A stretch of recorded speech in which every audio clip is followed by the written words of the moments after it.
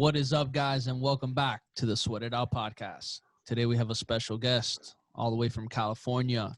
He is a fitness advocate, a fitness junkie. He works with top-level brands in the industry. This guy does it all and runs his own, literally does it all, and runs his own media company. Please help me welcome Cody Allen. What's up, brother? What's up, fellas? Nice to have. Thanks for having me on. Of course, man. Thanks for coming on. Appreciate it. How you been? I've been good, man. I mean, obviously everything's been a little bit different. I should be in Miami with you guys right now, but I'm stuck over here 3 hours behind y'all, waking up way later than everybody, it seems like. But everything's been good, man. No complaints. I mean, I'm still working. I got a roof over my head. Not much I can complain about. I think that's we can all agree that's one of the most important things is just being able to appreciate the things that we do have during times like this. So you bringing that up is important. And don't worry, man, we'll make sure next one we hit it in Miami. So, but we'll crush this one today. Yeah, weather's about to get real nice here, so you got plenty of time. I know, man. I had so many plans. I had like 4 trips planned to Miami this year for like different fitness events, and then obviously for something like this. And I was like, shit. It's like, and like I said before, it's kind of a pain in the ass to get across the country because so many flights are getting canceled now. You don't know which counties are open, not open, where I'd find the FLL or MIA. So I figured, let's get this done, get it out of the way.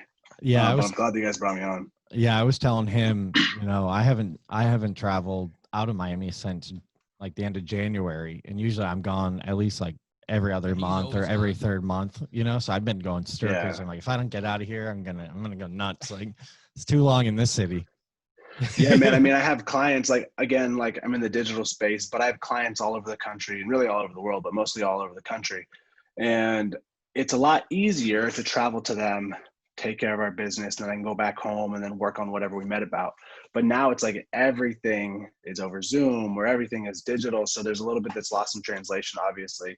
So it's a learning curve for sure, but it's something that you just, as long as you have as a company and as a brand, as long as you have like a solid foundation that you can fall back on and good processes, that's what I've kind of like found that has worked for us. What are some of those processes, or what are some of the steps that you've taken, to kind of counteract that lack of understanding, because technology is very difficult at times when it comes to, context and when it comes to like nuance. Right, exactly. So in the past, it would be super easy for me to go out, meet with a client, get the whole scope of everything that we wanted to do for their brand. And then I just kind of like Skype messages to all my 1099 employees, like my at-will people, like, all right, we're going to write this content and this is why. And then, hey, we need this shot. We have product coming in. But now I can't go and be 100% hands-on. So I'm actually like taking notes here, or I'm doing calls to my clients. So then we have to use a project management tool and say like, all right, guys, like nobody can come together really. So all my clients that we used to have a centralized office, all my employees that used to have a centralized office rather, I'm using project management tools. So all of the chat is happening in there. We use what's called Basecamp. It's like Asana and all the other ones. But Basecamp, we have like all of the chat that's going on in there. And then when this person finishes this part of the project, they get notified another person, and then they have to start their part of the project. And so it's something that I didn't do in the past. So setting up these small little steps, because obviously when you're scaling a company, you need to have a strong foundation or else your profit margins go upside down, right?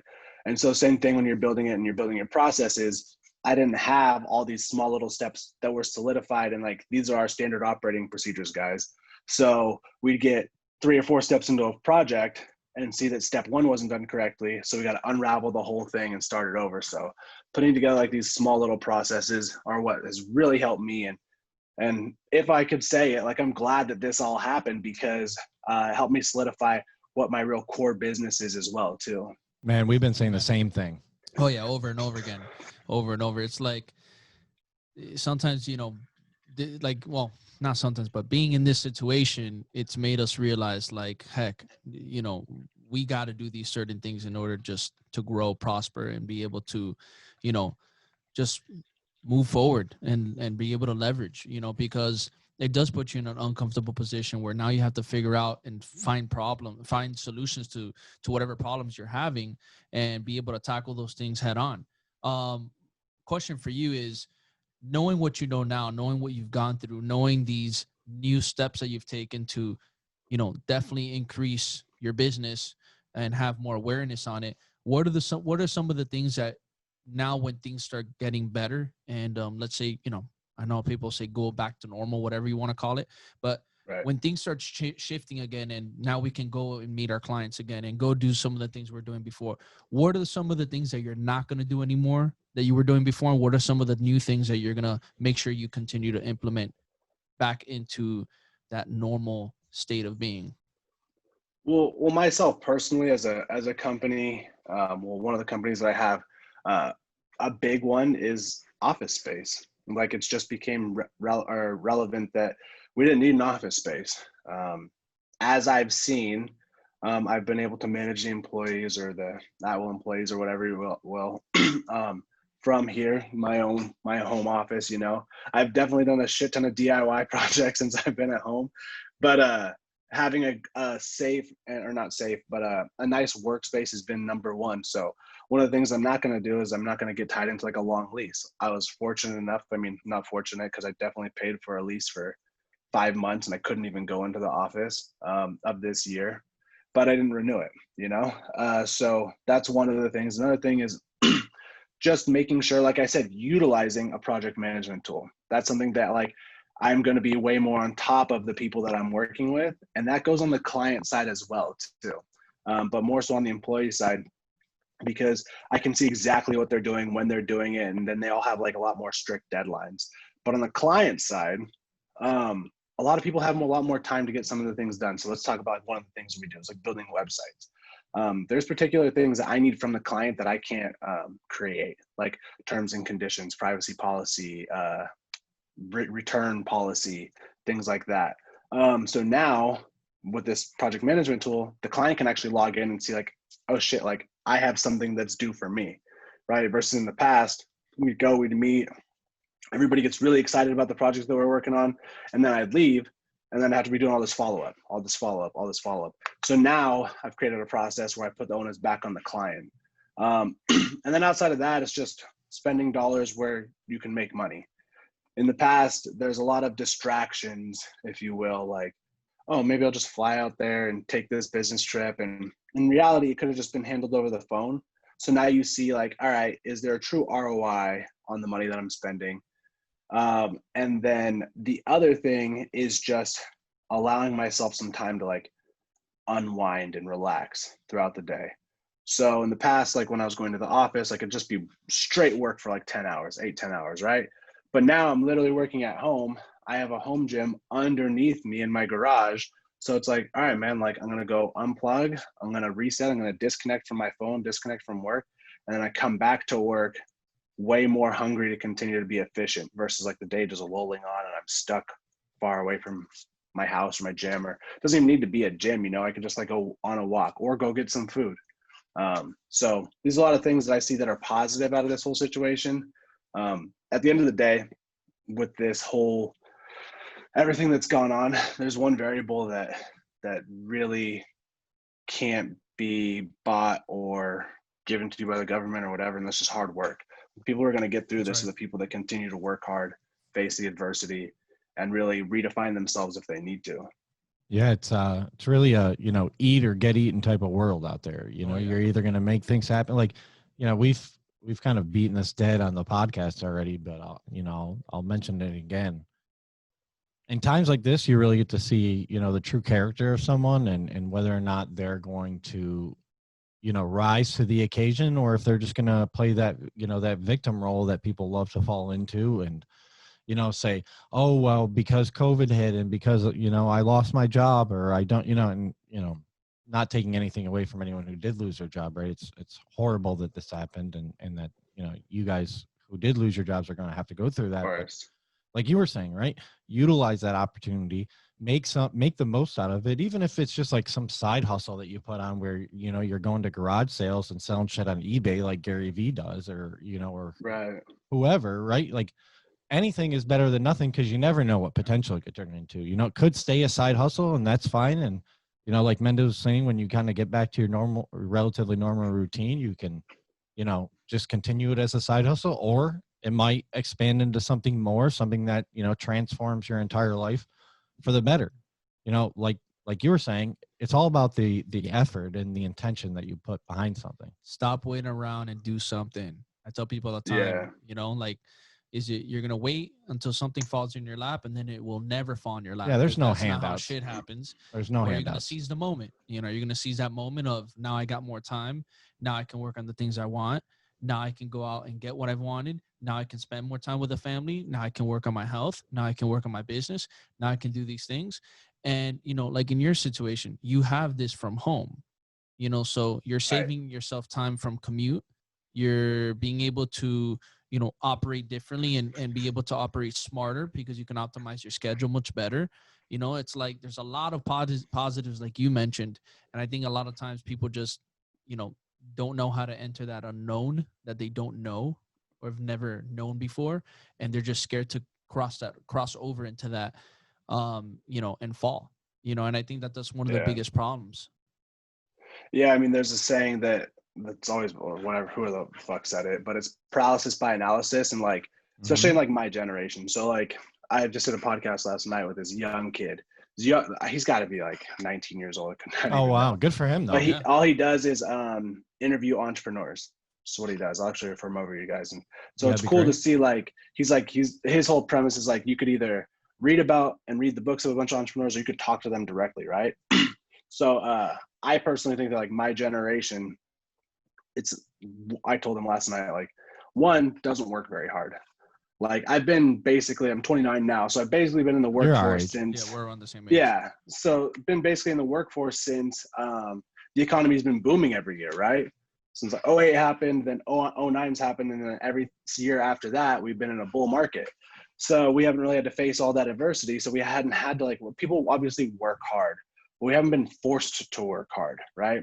And then the paralysis by analysis is like, oh, well, maybe next year, overanalyzing and trying to make something perfect. Like, think about starting a podcast. Like, I guarantee that you guys were like, thought about this for a long time. Hell like, yeah. How could we do this? Like, what's the best way? What's the best name? And at the end of the day, you're like, all right, man, just like, I just got to start it, right? Yep. Just got to start it. And then it's blown up in the short time that you guys have been doing this. So that's a big thing for people. And right now, people need to understand that now is like no time better than now. There's like all those companies that were made right into the recession. I think that they've looked at, like, there's like these like massive companies like Airbnb, I think was one of them, like Uber or something like that. They were made right into the middle of the recession, the last recession rather. So it's like right now is the time to do it. There's so much information out there to educate yourself on. Literally anybody can. It's free to have an Instagram. It's free to have Facebook. Like, you could have a platform and make money off of it. You just don't want to. I built an entire home gym on Facebook Marketplace, damn near, right? That's great. So it's like you can do it. People just choose not to. And right now there's no excuse for time. There's not one excuse for time. It's so funny too, because I've realized too, like, we have all these easy to grab resources, instant gratification, instant this, instant that. And it's still funny because people sit back and still complain and make it seem like it's so damn hard, and it's just like, what better time in our lives living in this era to be able to have this access to all these things. And yet we still complain, when you go look back at what people had back then. It was a lot harder to stretch forward and grab materials, get opportunities, get things, like you said, if you had to meet somebody, you did have to take a train or fly somewhere, or if you had to go get materials, you have to wait longer than what it was now to get a response from somebody, and I think it's just one of those things. It's just like facing adversity and people not being put in a situation where you feel that, and I think now, like you said, people are feeling this during a time like this. And I think it's really defining people's characters and showing people who they really are and what are they going to become in the future. But Mendez, Cody, I took this 14 days to get rich, workshop, like, how come it's not happening for me? How come I'm not Right. seeing the, it's like, come on, guys. Like, if it That walks like a duck and it quacks like a duck, it probably is a duck, man, it's so prevalent now. And I mean, there's a lot of people that like you're saying that look up to these people with like these get rich quick scheme type courses or whatever. But there's also people that need to look up to people that just work hard. And a guy that I've been following for years, I've been following this company for years. And he doesn't get a lot of credit. It's Barstool Sports and Dave Portnoy. Like, the guy's a genius. He's a genius, regardless of what anybody wants to say. If you watch the little documentary that they have, and to touch on your point, Mendez, when you're talking about like, you can go start, like, right now, and I did myself, you can go start a website and you can just write stuff, right? And you can use different outlets to try to grow your blog or grow your content. You can monetize that blog if you want. This guy, Dave Portnoy, they didn't like websites. They didn't have websites. Like, they had websites, but they weren't big back then. This guy literally it started to build when we were in college. I remember being at Syracuse, like, yo, what's this Barstool thing? Like, we were on it every 5 minutes, just like dying, laughing at all the posts. Even before the website, this guy used to literally write a newspaper, type it up, print it out, and then go to every single newspaper stand in Boston and drop it off by himself, hand by hand. Now I could write up a newspaper, click send, and email it to hundreds of thousands of people if I want to. But it's like, people don't realize, I'm not like, you want to be that old man, like, you don't realize how good you have it. But it's like, back in the day, like, even like an e-commerce store, like, you could get millions of people to the front of your storefront just by using SEO strategies or social media strategies, right?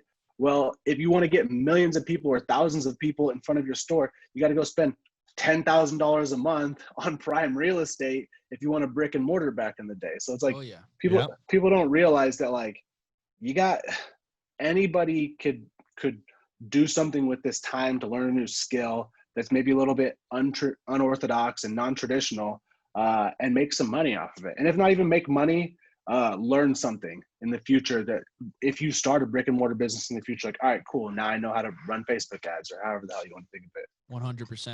100%. And appreciate all this value you're dropping on us.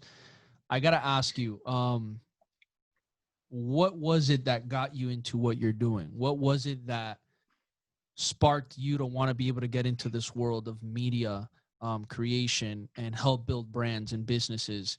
How'd that start for you, and why did you get into it? Man, I was fired from my job. I feel like everybody else says that though. But so I played football in college. I was actually, I mean, even further back than that, I was a fat kid. I was super fat. I didn't start playing. You're talking to two former fat kids right here. Fat kid, 225 pounds. 220 right here. I'm 245 right now, but yeah, but you got a much bigger frame than we do. So I was 150 pounds in 5th grade. I was a fat kid. I couldn't play any sports. But I got to high school and everybody told my mom, like, hey, put your son in football. And she's like, no, like, he's going to get hurt. But I was like 180 when I got to high school. I was like, yeah. So I was like, put him in football. So anyway, ended up playing football, got a scholarship, excelled at that. What position do you play? I've been seeing some of your stories. You can sling the rock. Mm-hmm. So I played quarterback in high school. But then I played linebacker in college because I was 225 pounds. I'm like just over 6 foot. So I'm like, I'd be like a big ass Byron Leftwich. Yeah, that's great though. That's just lulling people to sleep, right? But yeah, so at the D1 level, I was looked at for defense because I played free safety as well in high school. And then D2 level, I was like really for quarterback. Okay. I almost went to Navy. They could have used some help last night. Just got their asses kicked by BYU, but to play quarterback. But I right after football ended, I was like, man, like, what do I want to do? I actually went to school to get my degree in physical therapy. I went to school to go to the NFL. That's why I originally went to school. But I went to like every football player. Right, exactly. Nobody should at least go to school and be like, I'm just here for the free school. But I went to school and I was getting my degree in physical therapy. 2.5 years into it, I switched to econ because I was like, I want to be in business. And so right out of school, I started working just in banking. And I accelerated through that quickly because I took the same attitude from football to corporate America.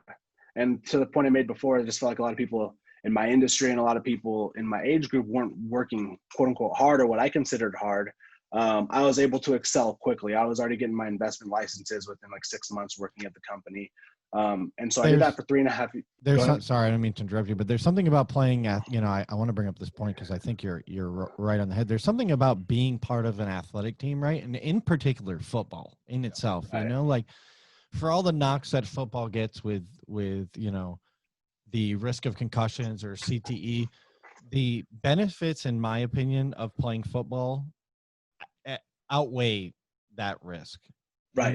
Right. Because of the amount of hard work and the amount of reliance that you have on the people that you need to trust, right? Your teammates and your coaches to do the right thing so that you can do the right thing, right? And succeed, and be able to, put your body, put your mental toughness on the line every single play, it's something that is, unparalleled. Oh yeah. Right, exactly, man. And because it is such a physically demanding sport, I always say that it's the most humbling sport that you could play. 100%. And there's so many ebbs and flows to it. Because like if you think about the linebacker position, like, all right, 30 seconds happen. Right now, I could be pancaking someone, stripping the ball from the running back, whatever it is, knocking him on his ass, completely physically dominating the man in front of me. It's a huge ego boost. And then 30 seconds later, the same thing could be happening to me. Exactly, right? Yes. So it's extremely humbling, extremely quickly. So you don't ride on a high horse, you don't ride on a low, you just kind of stay even keel and you roll with the punches and see where you're going to be going, right? Mm-hmm. So that's why I love football. On top of the team aspect, on top of the mental fortitude that it's instilled in me, all of the things, overcoming injury. The way I explained it last night was, especially like when you play the level that I played, you come into high school as a freshman and you're right at the bottom, right? I was not a confident kid, didn't know anything about my body, chubby kid. And then all of a sudden I start getting good at football or whatever else happened in between. And when I graduate, I'm literally the best, or one of the better, if not the best football player in the region, right? So I'm on a high horse. Everybody loves me. All these schools recruiting me. You have scholarships all over the place. And then you go to your college, and then you're right back down on the bottom. And it's extremely humbling. And you have to groom yourself to get thick skin and work your way back up. You understand that just because I showed up, nothing is going to be handed to me. It's what J.J. Watt has that saying where every day rent's due. And so every day you got to go in and cash your check. It doesn't matter who you are. So then you're in college. So then you start on the bottom and you work your way all the way back up to the ladder. And that's where I was at. And then football ended. And now I just kind of like lost myself, if you will, because so much of my identity the last decade was tied to football. And I talk about this like with men in general, because men have to like have an identity, or at least we think that we do. And I was just kind of like, man, like what do I do now? So I took to corporate America in the finance sector the same way I did with football. And I was excelling at it, but it just didn't give me the same feeling that I felt like with football.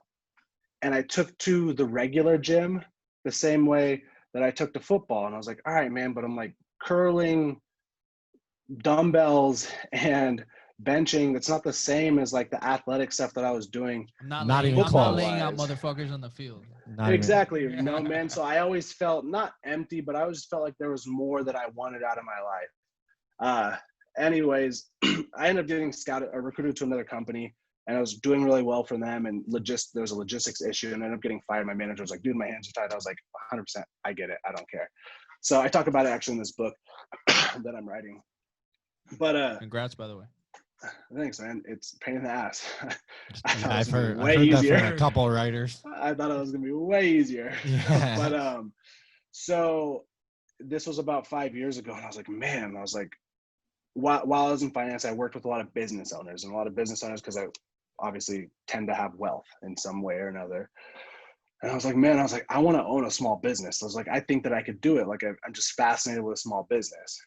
And one of the things that I also loved about football is not just the physical aspect of it, but it was the mental aspect of it. Like I watched so much game film. I can't even watch football now without overanalyzing every single play. The time commitment is insane. The time commitment is insane. I got used to really becoming mentally educating myself better on the game. So I did the same thing when it came to small business. I was like, this is fascinating. This is fascinating. Like what makes this piece move on this piece? Cause I played middle linebacker in college. So it's like, I knew what everybody did on defense. And in high school, I played quarterback. So I knew what everybody did on offense. So if you think about like being a CEO or whatever the hell you want to call yourself at a company, owner of a company, you know what everybody does at a company. You're the cap on both sides. So I'm like, man, I was like, I'm just going to go for it. I'm going to start. I had a buddy who was just in the digital space doing a ton of affiliate marketing. And he kind of like showed me the window of like, hey, this is what you can do online. And back then I didn't know anything about online. Like I had a computer, I had a phone, but I didn't know like what kind of money people were making online and how they were doing it. I thought just Instagram listened to your phone and then they ran ads, right? But I didn't know about like cooking information and how to media buy and all that kind of stuff. But anyway, I took a chance. I didn't go back and work at corporate America. I was like, I could do that anytime, right? In my head, I was like, oh, they'd be lucky to have me back, right? But they would now. They would now. That's right now, sure. yeah. Now I'm way smarter. But anyway, so I started this company, and at the time, and now I know this, and I wasn't running a company. And in the digital space, you have to understand the difference between what a company is and what a revenue generating vehicle is. And I just had a revenue generating vehicle going online, buying ads so that you can make a 20% commission off products that you sell on a landing page that you own or a website that you own. It's not a company, right? It's a revenue generating vehicle. So I did that for a few years. And then a couple of years ago, I was like, I want to start working with brands. Like you said, how did I get into this? I want to like feel creative. I want to feel like I'm building something bigger than me. And that was a company. So I turned the revenue generating vehicle into a company. And ever since then, I mean, it's been fun. I get to do stuff like this instead of just banging away behind a keyboard all the time, you know? Yeah, you get to talk to a couple of losers like us. Right. Hey, man, I'm a washed up loser too. Don't you worry. So I want to ask you, man, with the brands, if you can disclose, what are some of the brands that you currently work with, or some of the ones that you've enjoyed working with the most? So I work with three main brands by choice. But it's by both of our choices. So it's not like I'm holding them by hostage. You better work with me. But yeah, to back up even on that, so like myself as an individual, like I needed to create a brand for myself. And why did I need to do that? Because my company, Digital Cartel, I do branding for other companies. Well, what better case study than to say like, hey, this is what I do for myself. And this is the online traffic that I could push for myself. So a few 100%. years ago, or a couple of years ago, I was like, I'm just going to dive in deep and like brand myself.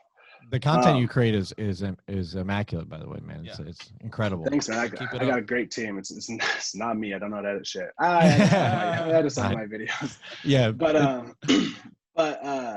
so I was like, all right, if I was a prospective client, what verticals and industries would I want to attach myself to? And I was like, number one is the supplement company. And the reason why I'm even like a fitness person is because I still train so hard. And I was like, this is a part of my lifestyle. I'm a firm believer that if your physical and mental health is dialed in, then you can be successful in other avenues of life. If you don't have physical and mental health, I think that you're going to deteriorate in some capacity in the future. So I was like, a supplement company. I was like, all right, well, I'm really big on being authentic and not selling shit that I don't believe in or use myself. And so I was like, Optimum Nutrition is an awesome company. And what can I do to be a part of that brand? So I start looking at them, looking at the type of content that they're creating. And I start looking at, if they were my client and they asked me to go hire an influencer or an athlete or find them, what would I want / need out of that influencer / athlete? So I try to reverse engineer this whole thing. I look at, all right, cool. The user generated content from the athlete needs to be X, Y, and Z.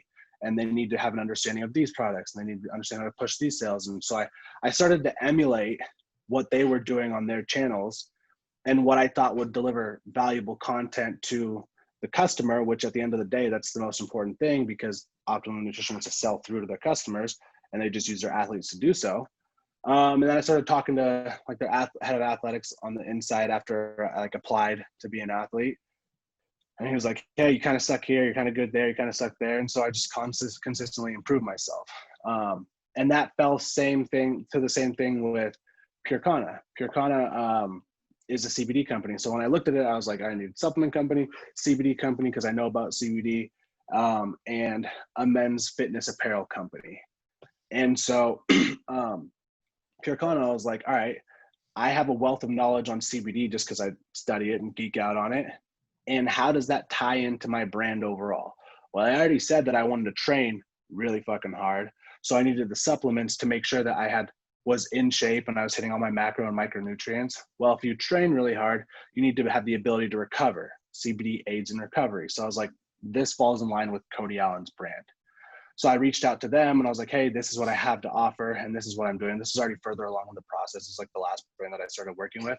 And they were like, oh yeah, you fit like who we are, and this is how we do it, and we love the content that you're generating. And then the first company that I started working with actually was 10,000. Let's go.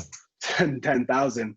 And I reached out to them, like, it was like a year and a half ago.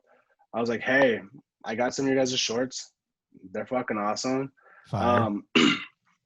This is what I think that I can do. Do you guys have like a referral program? I literally wasn't asking for anything. This is why it's so important. I talk to all these kids that they want to be, and I hate the word is influencer. Influencer. Yeah. I fucking hate that word. Yeah. I want to be an influencer. I do it just to trigger anything. my friend. I do it to trigger my Right. friends who aren't on social media. They're like, oh, like I'm like, listen, man, like I got to cut in line in front of you because I'm the influencer in our group. They're like, you know, fuck you. Like, yeah. Exactly, man. And it sucks. I mean, it is what it is. Some companies will still use the word, but the big thing that I try to instill in people is don't ask for shit. Yep. Don't ask for stuff. What can you do for them? They're relatively larger companies. Sometimes they're small. Definitely don't take advantage of small companies, but they're large. What value do you bring to them? That's right.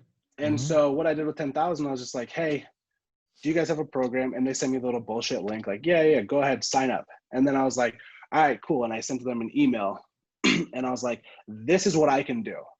And I sent all these photos and whatever and this and that. And then they were like, holy shit. And they were a much smaller operation back then. They're like, holy shit, man. They're like, actually, here, we're going to send you some gear. Like, can you shoot in it? Blah, blah, blah, this and that. And so that relationship started, and sold a shit ton of shorts because they have the best men's fitness apparel out there. Yeah.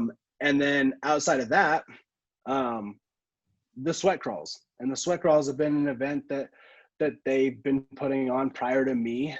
And I reached out to them and I was like, hey guys, like I have been an athlete for a long time. I've used to travel a lot. I travel a lot for work and I know a ton of gyms and I know a ton of people. I was like, I think I could put these sweat crawls on.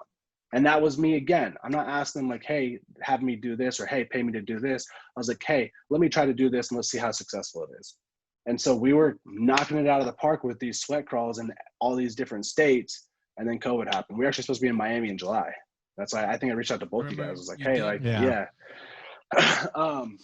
So that was with them. And then, so if you look back at Cody as a nucleus, like, all right, cool. This Cody is an athletic entrepreneur, big into fitness. So he wears clothes that he can put to the test, right? They're not cheap shorts or whatever. And they're not just these fancy looking things. They're basic. They're functional, right? I'm rocking them right now. Me too, right? And that's like my whole fitness brand. It's not flashy, it's just functional. And then the recovery from the CBD and the supplements from the Optimum Nutrition, and then Whoop. Whoop is the brand that I started working with over like the last 5 months. And most attraction on my blog actually goes to my Whoop versus Apple Watch blog. What's the name because of that's your a blog? question that it's just thecodyallen.com. Dope. But I have a blog on there and I get hundreds of visitors a day to this blog that I wrote about Whoop versus Apple Watch, and I wear them both. And I tell like why I wear one and what the hell it is. So you can flex on everyone. Exactly. So Yeah. I mean, I look like an asshole. I have two shitty tan lines. It's like people that wear 2 Rolexes, you know? It's Exactly, like, really? Speaking about Yeah, shitting but tan lines, I don't think you want to compare your tan line to my Oh, forehead. man, my forehead tan line. Oh with my man, we hat got on. some headshots. We got some headshots last Friday. I have all like the stock photos. I was going through them earlier today. I was loving it. Oh man. But to bring it all back in, what Cody is, it's a brand and it's myself that I'm so keen on optimum performance, right? So how can I get the most out of my body, my time, my brain as an individual in the fitness space and mentally, like from my work capacity. So Whoops helped me understand recovery and how to train smarter, not harder, because playing football, I've got a torn rotator cuff, torn labrum, and a neck injury to prove it that I would just beat my head up against the wall and work hard through injuries, didn't matter. But Whoop has really helped me discover, like, all right, like I've got X amount of recovery today, so I have to push myself this hard. And it's like, oh shit, like I didn't get good sleep, so dial it back a little bit. And I've been able to work smarter in my old age. So how did I find these brands? Right, exactly. And so like how did I start working with these brands? I really looked at like what I needed, what my audience really authentically trusted about me, and then how could I sell this brand, if you will, because you're not going to see me post on my Instagram being out till 4 a.m. drinking a ton, which I've done, right? I'm not saying it's bad, but you're not going to see me doing that. And then also at the same time telling you how important sleep and recovery is on a Tuesday or whatever, and how that I could be so mentally aware and have the best work day the next day. Now, you so just everything that I just do has to be authentic. Posts, you put those posts on stories, then you send them to close friends. Exactly, right? Damn it. Have I been fucking up this whole time in this? Like, go to the club at 4 a.m. and then post it on my story and like shit. I've been to everyone. Space. Yeah. I've gone from Mr. Jones to 11s to Space. So. Oh, Space is my home away from home, man. I love that spot. Exactly. I love that spot. We had one of my good friends on not too long ago, Eric Fuller, and he's a minority owner. Yeah. No, I love South Beach. It's my favorite place to have fun. Yeah, man. Can't wait to have you down here. I'll show you a good time. I'll show you the good time down here. Yeah, well, one of my clients is actually Miami, so not yeah, Mendes won't move to South Beach because he doesn't want to have to go out with me all the time. Exactly. He's like, no, we can't. I was like, come on, man. Like, we'll get the office over on South Beach. Your girlfriend, and the kids can come on. He's like, no, I'm good where I am. That's why I'm like, all right, like I'm a 5.5 hour flight away, and it keeps me away from Miami because like one of my clients, my good buddies, they own a VIP company out in Miami. Okay. So they do like I do SEO for them and their website and stuff. And they do like all the yachts and the villas and nightclubs and stuff. So I'm like, it's a battle, man. It's a battle. Yeah. It's a battle. I always tell people like the burnout rate on South Beach for people, it's like 3 to 5 years. And then they're like, I gotta leave. I gotta get out of here. Well, like, we say it all the time. If you can make it in Miami, you can make it anywhere. Yeah. Oh, 100%, bro. Because of all the distractions, and trying to like, you have to have thick skin. You have to be very confident in who you are as a person, because it's really easy to get caught up in like the shallow, vapid lifestyle out there. Like it's very much so that like I got caught up in that when I was like 26. Yeah, like 26 years old, man. I went through a breakup and I went to Vegas maybe twice a month for a year. Wow. Good place to go. Good place to go after exactly. a breakup. Yeah. Right, exactly. And so because Vegas is like a little over an hour flight from here in California. But I've always said, like, people are like, oh, how's Sac? Like, do you like living in Sacramento? I'm like, yeah, man, I live in the suburb outside of Sac. I was like, it's boring. I was like, there ain't shit to bother me. Mm-hmm. Nobody asked me to go out. Nobody asked me to do anything. I just work. I work out. And then I'm 30 minutes away from the airport, so that if I want to go do something, I can go. There you go. But living in South Beach, I mean, I don't think I could walk outside, see a beach, see all the people and the girls there. Everything else going on. I make sure that I live on the bay side and not the beach side. That way I can try to stay away from all the like it's trying to make himself feel it's good. So right it's very residential where I live, you know. I live 25 minutes, 30 minutes. Oh my God, I could never live where you live. I'd fall asleep in the middle of the street, like walking down the street. I'd be like, yeah, see, man, I've always been a suburb. Like I said, I'm from a small town, so I stay in the suburbs. I stay away from all the nonsense. There's no bar you could walk to from my house. You can't even walk. live. There's no walking anywhere. But has it ever That's what I like about it. has it ever gone through your mind where you're like, oh, maybe I want to move to Miami? The taxes, yeah, bro. The taxes. You're more than welcome to move here. For sure. Every Every April April welcoming. 15th, every April 15th, I think about there, Texas. Honestly, I've contemplated moving to Texas in the last like 3 months a ton of times. I'm planning on going out there later. You and every other person in California. Right, exactly. Yeah. I'm super close with my family, so it'd be kind of tough to move away. That was the main reason why I chose Sac State, because it's only 100 miles away from home. Right. But a couple of years ago when I was going back to that party phase, like I was like, all right, I have a realtor in South Beach. I was like, look up some places for me. I was like, I need a place in South Beach and I need a place here and blah, blah, blah. I was like, that would have been such bad news. Decision. Oh, no, I think it would have been a great decision. You would have loved it. You would have loved it. We probably wouldn't be talking right now. You'd probably be reading about my name in the I don't know. I think you and I would probably run into each other quite a bit by the sounds of it. We probably have, honestly. Mr. Jones, 11, space. Like, all right, well, I think Cody knows the circles that I run in. Yeah, no. When I'm not on the podcast telling everyone to be healthy. I'd probably be I'd be at Club Home playing with my little one. And I know. I always tell him, like, yo, man, like, listen, like, I'll go to space at 7. You and your girlfriend can meet us there at 11. He's like, 11 o'clock? There's no way it's busy. Like, oh, no, it's slammed. I promise you. Like, you can come. We'll have a great time. You stay for like 3 hours. I don't drink. So, like, I'll go out and just have a good time with my friends. I tell them all the time, like, it's not easy when you gotta have a babysitter come take over. Yeah, your little one. I know, the day. Yeah, oh, yeah. All right, we're gonna go to the club. I know it's 11. Like, you gotta watch our kid for like 4 hours. Yeah. Like, but it's the afternoon. And we're like this. Yeah. We'll go out. We're like, wait, it's almost 1. Okay, so do you want to start leaving? Or do you start? Or do you want to get one more drink? Or how do you want to do this? Or? Yeah. See, yeah, no, and that's why that city is so great though as well, because one, the money that flows through that city is crazy, right? Insane. And the people that you meet, and that's why I always joke, and I'm sure that you guys joke together, like when I was going out and ton and doing all that in the past, I was relatively younger for doing like what I was doing. And so I'd still meet people and I'd always hold myself in a professional manner, because I thought, and I knew, I was like, in the future, I want this person to at least respect me and what I bring to the table, respect my intellect. So I did all of this stuff. Fast forward 1 year, 2 years, 3 years later, these people are my clients. These people are like, hey, you know what, Cody, like, he'd come out here, he'd do all this stuff. He's like, but this guy had something about him that was kind of smart. Like, so we always stayed in connection, right? I've got clients that are in Vegas. I got clients that are in LA, San Diego, Miami. So it's like, these people, as long as you can show value, because there are people that go out there, they get chewed up, spit out by every city that they go into.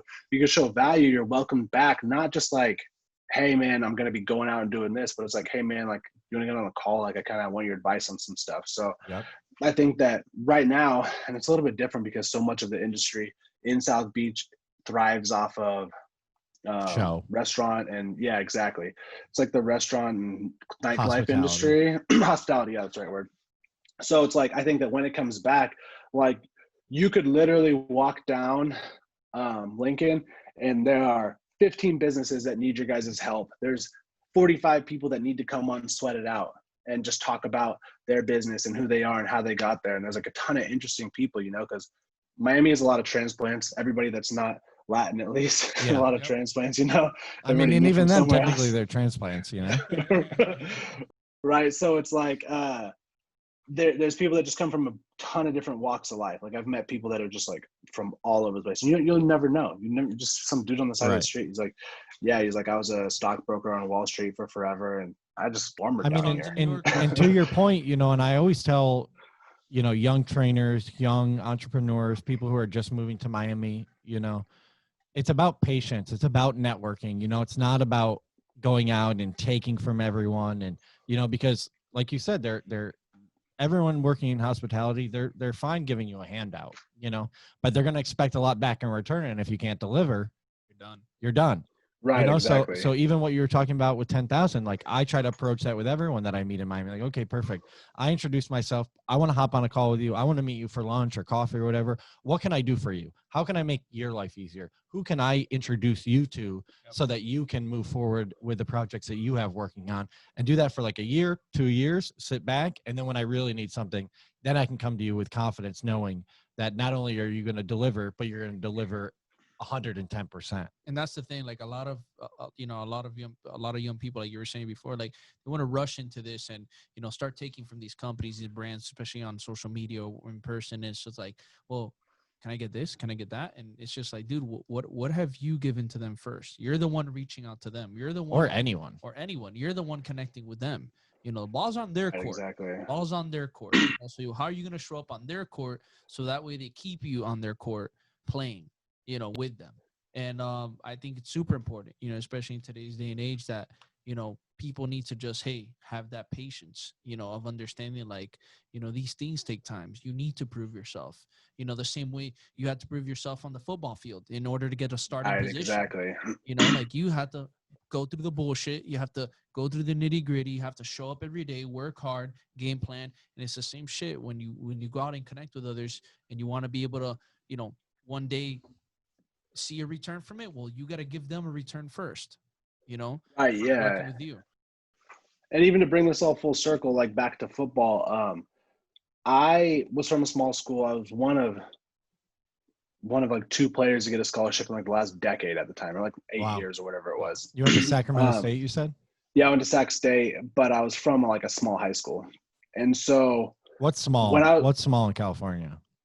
I think it was Division like what? 1,500. Oh, we were still like D2. We were small. We were small in the sense that like we weren't known to be a football school. Like, and then my school, we were D2. Yeah, we ended up. I had a great career. We ended up going to sections every year. Awesome. But we just had some guys that hit puberty at the right time, I want to say. The only reason why I got recruited is because one of my really good friends, Adam, he is a 6'7", 330-pound guard. That's he played. Just a so monster. Everybody came in to see Adam. A mauler. The reason why I got a scholarship outside of like what I did for myself, and that's what a lot of people need to understand too. That what is that? Somebody says like luck is when preparation meets opportunity. Yep. Glad you brought that. I prepared myself to be in the right situation, that if a cool school ever walked on campus or ever just happened to see my CD, because you used to have to send CDs there. I remember that. Yeah, that was the best. You had to burn it onto the literally CD. Invested. Yeah, it was like a $16 investment. Yeah. Then I would be ready. So what happened was that schools would come and see Adam, like LSU, Alabama, USC, all these. This is like Pete Carroll, USC. Like I went to camps at USC, ASU, like all those schools. They'd come and see Adam, and then they'd come and see this 215-pound quarterback running the triple option, running his ass off out there. And they're like, holy shit. I love you ran the triple option, by the way. When you mentioned exactly. that in one of your posts here, I was like, man, I fucking love this guy already. Like, he doesn't mind taking some hits. Exactly. I was a big ass. I was a glorified running back. Love it. But so that was the attitude that I took to everything. I was confident in my abilities. I did need a little bit of help though. I needed somebody to take a chance on me. I needed somebody to notice me. Somebody to be like, hey, I'm going to go drive to this school in wine country where players don't generally come out of to see this kid. And so that happened for me. But to bring it back to football, I think that we just understand what it is to like have no said to us. We understand what it takes to work hard. And I just think that the big thing about when you talked about somebody that just asked for something, right? I got recruited, right? I showed people what my value was. I was like, hey, I'm a hardworking kid, passed all my classes. I have a 3 whatever GPA. There's nothing bad about me anywhere that you ask anybody. I made myself the best package so that when I went to a school, I was like, hey, give me $100,000 to go to school, right? And there was no Instagram back then. Yeah. Exactly, right? So a lot of these other people are walking around like they're this hot commodity, thinking like, hey, you'd be so lucky to work with me. I have 100,000 followers and whatever and this and that. And I'm like, dude, you don't realize like you might be the best football player on your team. You might be the best 100,000 follower person in Kentucky, but there's one of you in every county. And so a lot of people on Instagram don't realize that like these companies could choose from 330 million people in America, right? not even to count the competition you have outside of America. And if you're just so lucky that they choose you, like Optimum Nutrition has a team of like 20 people. I'm just so fortunate to be on that team out of all the people in America. And so to go back to football, I was just so grateful for the opportunity that any team gave me the chance. And I think that a lot of people have it backwards nowadays. They overvalue themselves. And it's not to say like to ever like shoot yourself down, but you overvalue yourself thinking that you're some sort of commodity just because you have X amount of followers on Instagram, or you think that you could post something with a crop top and your tits out or whatever it might be. You know, like you have to. I wish I could do that. Give yourself that. I got some nice tits. I've posted pictures of crop top. I'm not afraid of it. But yeah, I think that's people just have a little bit backwards nowadays, and it's gotten shown, you know. Well, and I think too, right? Just, you know, with athletics across the board, right? It really translates into business and in life in general really well, because no matter if, you know, during the course of a, you know, because we're just on the topic of football, right? Through the course of a football game, you might have 100 opportunities in one game, and you might only get 5 opportunities in the next. Doesn't matter how many opportunities you have. Yeah, would it be nice to always have 100 opportunities? Of course. It's not going to work like that, you know? Right. So you have to seize every opportunity and try to maximize the potential that you have to find success within those opportunities, no matter if it's 100 or if it's 5, right? And you have to treat those 100 opportunities like you're only getting 5, because it might not come around again. You know, it might come back 3-4 months down the road, next season, if you're talking about athletics, you know? So you always have to be on your game. You always have to be ready to take advantage. You always have to be, you know, fully prepared for whatever situation, like you were saying before, right? Preparation and luckily to success. You know, it's not going to come easy, even if it looks like it's coming easy now. You know, the other shoe's always going to drop. That's something that I've been blessed to learn early on in my life, that I've been able to, you know, take into business and into the opportunities that I find now. But, you know, it does go back to the whole, you know, thing about football being, you know, the ultimate sport in our eyes, right? At least where you really do learn such valuable life lessons. Right. Exactly. There's even for this example in the NFL season this year, I don't know how many undrafted free agents were actually signed this year, but not a lot, less than the years prior, because they didn't have any preseason games. And that's really where someone gets the reps to shine, you know? So teams look at everybody like a business looks at someone as an investment. And they didn't really know if this person could prove themselves when it came down crunch time on 53-man roster. So there's a lot of people that are learning some tough lessons this year. And there's a lot of guys that would have made NFL rosters this year that didn't make it this year because of the situation. And there's a lot of people that are going to say, woe is me, COVID happened. Like, COVID screwed up my whole football career. But then there's a lot of people that are going to be like, hey, this isn't going to stop me. And there's guys out there that are going to go prove everybody else wrong and fight against the odds. Yeah, the odds weren't stacked in their favor, but guys who are meant to be in this league, and guys who are meant to, and women as well, that are meant to succeed in the business world, are going to push straight through all the adversity that's happening right now. And they're going to say, hey, you know what? Like, it is what it is. Like, I can't change what's going on, but what I can do is I can work harder. And am I going to complain of the fact that I have to work harder? It's like, no, because everybody has to work harder. So would you like to see some of these guys playing in the XFL? Yeah, thank God The Rock's bringing that back. Now The Rock is the owner. Hell yeah. If The Rock called me tomorrow, I'd go play in the XFL. You know? Listen, I never played it down in college football, and if The Rock called me, I'd do what I'd be like, listen, you want me to shine your shoes? I'd be the best fucking shoe shiner you could find. Exactly. No, I was all for the XFL. I was upset when it went away. I think that more opportunities are better. Right, exactly. There's this like picture that I even have a screenshot of the Browns. It was from back when I was in college, so I know that this is super old. And it goes over the odds of making it to the NFL. And basically if you go to Division I football, there's a 6.5% chance.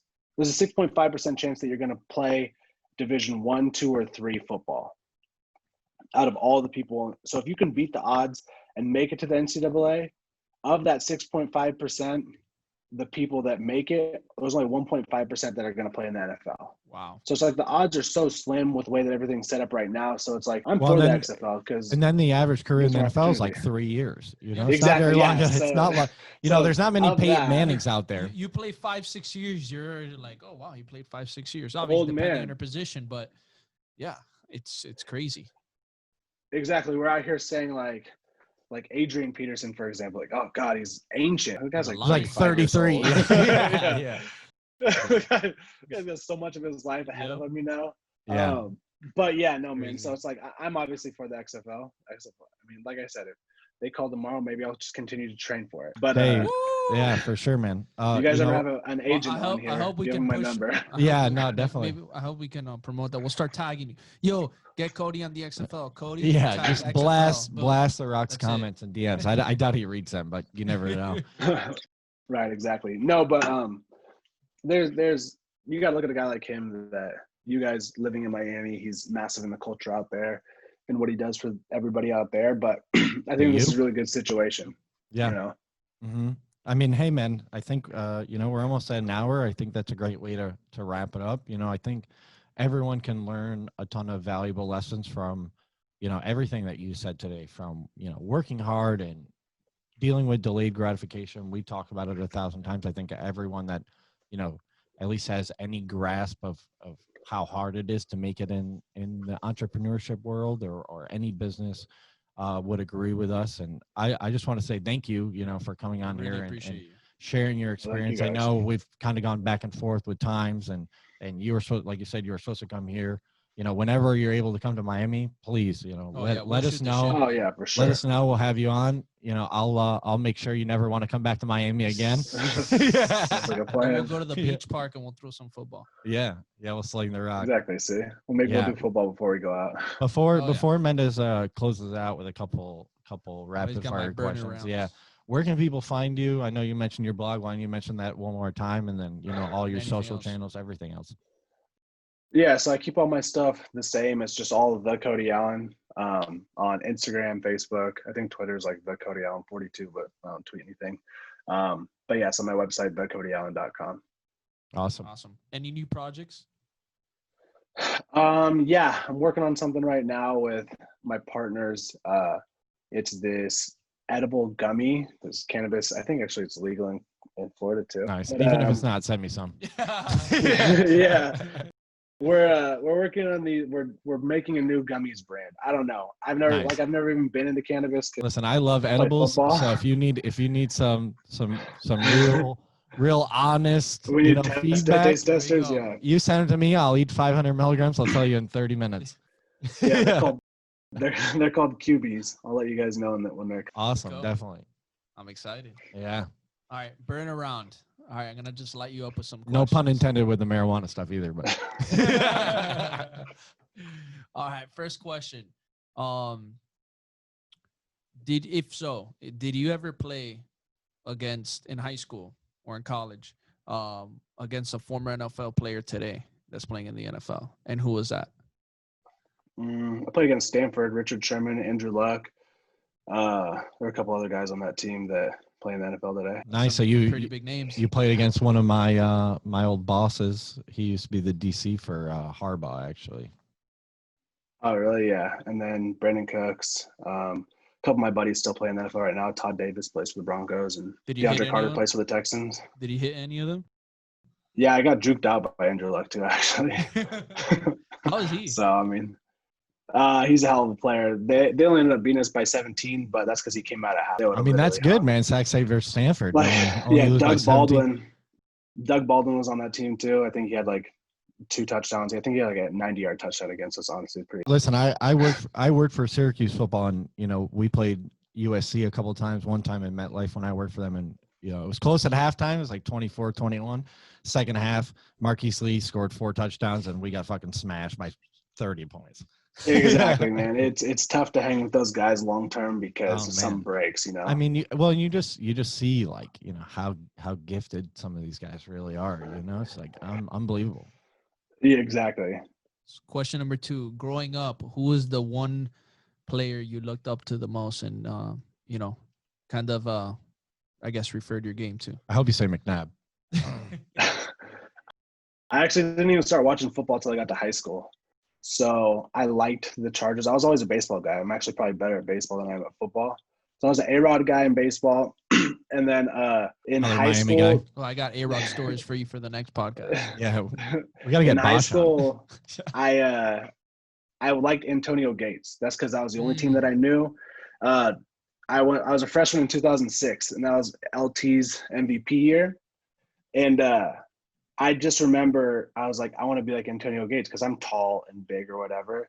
And then I tried out for football, and they were like, all the tight ends go over here and run sprints because we're gonna because nobody knew what position they were gonna be playing.